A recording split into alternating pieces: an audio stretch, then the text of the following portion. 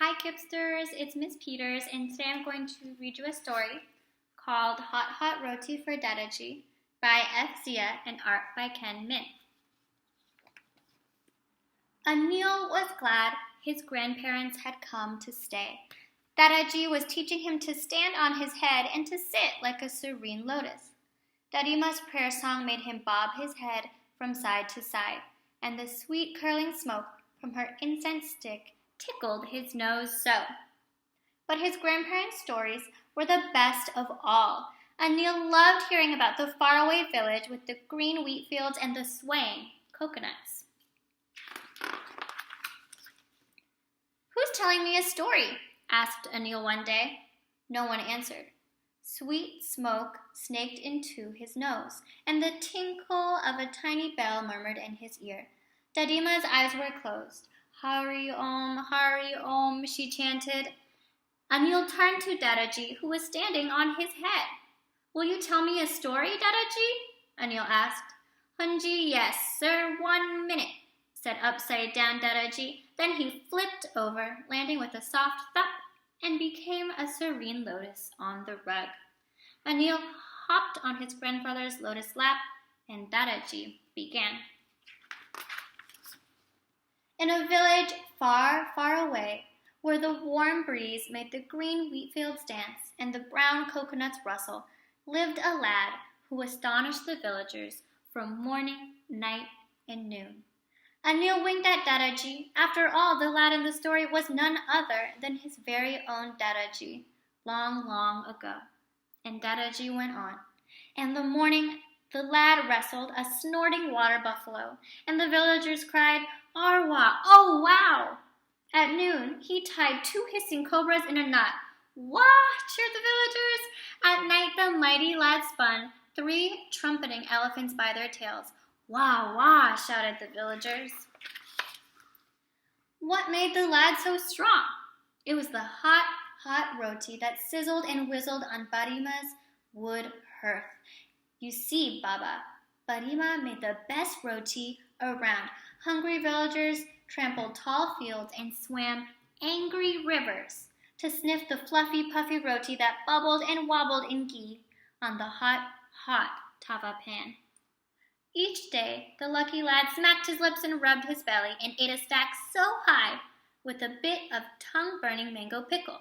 He wanted the power of the tiger Baba. After the lad had gobbled up the last roti, he licked salty specks from his fingertips one by one and burped twice. Then the power came rolling in like a great flood. "Arwa!" "Hunji, yes, sir," said the mighty lad, and off he went to do more wonderful things. He made the earth rumble beneath him in the morning. He shook the giant mango tree for Barima's pickle pot at noon, and he touched the blue, blue sky with his bare feet at night. "Arwa!" the villagers roared. "Wah, wah!" Dada-ji looked at Anil and rubbed his belly. A rumble grew into a mighty roar. He smacked his lips. "Does lad still have the power, Dada-ji?" Anil asked. "There's only one way to find out, Baba," said Dada-ji. "Does he want roti today?" Anil asked. "Hunji, hot, hot roti," Dada-ji said, his mouth beginning to water. "With salty grains to lick?" said Anil.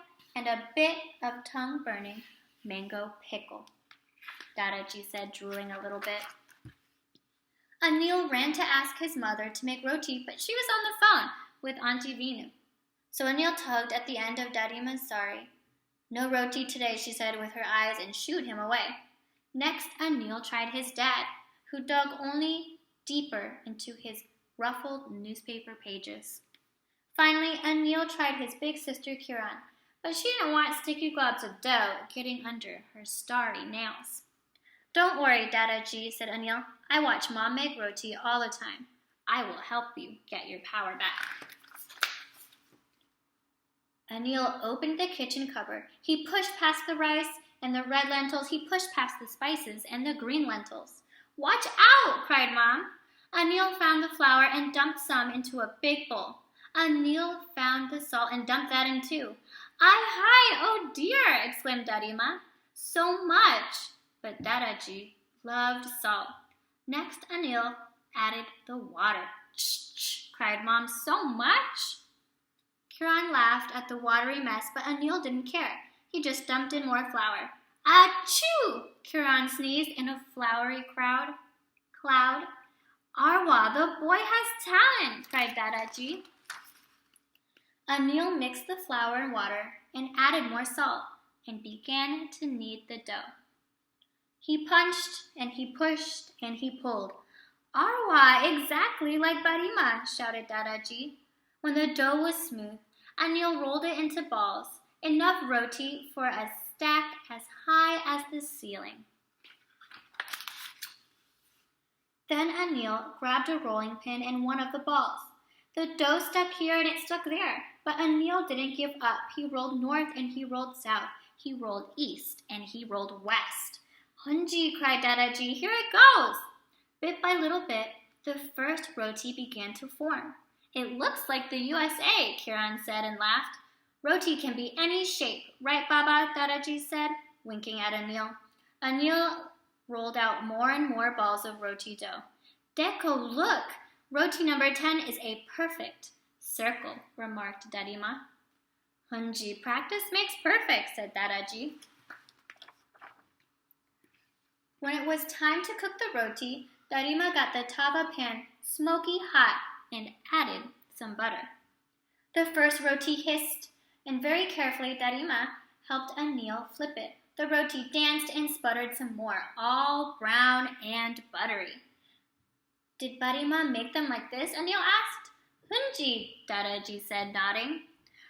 At last, all the roti were ready. Anil piled them up in a high stack. Hot roti for Dada-ji, he announced in his loudest voice. Wah, exclaimed Dada-ji. He grabbed a warm, steamy roti from the stack and took one bite, and another. He chomped and he chewed. Dada-ji said, smacking his lips.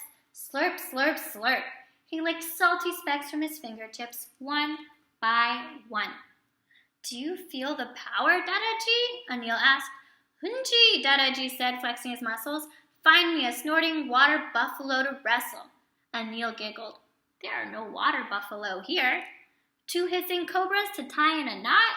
Dada-ji asked. Dada-ji? Anil laughed. Well, surely there are 3 elephants I hear trumpeting in the backyard, Dada-ji said, as he gobbled up another roti and licked the salt from his fingertips. Anything is possible, Baba. Let's see what we can do. Hand in hand, Anil and Dada-ji went outside to find new adventures. First, they made the earth rumble with their feet. Then, they shook a mighty apple tree for Dadima's pie. Last, they made bare feet touch the blue, blue sky. Dada-ji, the power came back, Anil cried. Dada-ji smiled. Hunji, he said, the power of the hot roti came back to the lad from a village far, far away. Thank you, my tiger. Thank you. All right, Kipsters, well, I really hope you enjoyed reading Hot Roti for Dada-ji, and you should go watch some more read-alouds from me and Ms. Pakvasa to celebrate Asian American Pacific Islander Heritage Month. Bye, Kipsters.